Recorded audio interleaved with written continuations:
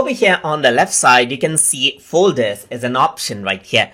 And there's a collection folder. If you don't have a folder, you can click on new folder and then create out a folder as you wish right here. So in my case, I'm going to go around, type in TutorTube. So let me just go around, type in TutorTube, press enter.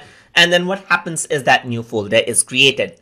So now what you can do with this is you can go around onto Prezi Video and then you can select out the files that you want to add to the folder. Let's say, for example, I want to add this file. Then you can click on the three dot icon and click on add to folder. And here you will see the list of folder collections. So let me just go around, select TutorTube right here and select out add to folder TutorTube over here as well. And I'm going to go around over here, add to folder collection. So if I were to go to TutorTube, then you can see two of those files are here. So it is actually just saving out the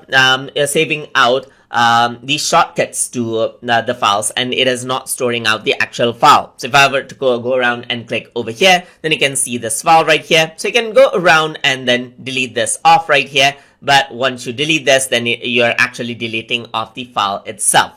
So now if you want to delete out a folder, then you can go around onto the folder you want to delete and click the dustbin button right here. So once you do that, what happens is that the actual file is not deleted. Only the shortcuts in that particular folder is deleted out. And that is how you can add in videos to the folder inside of Prezi Video. So hope you guys learned something as always. And as always, please like, comment, share, and subscribe.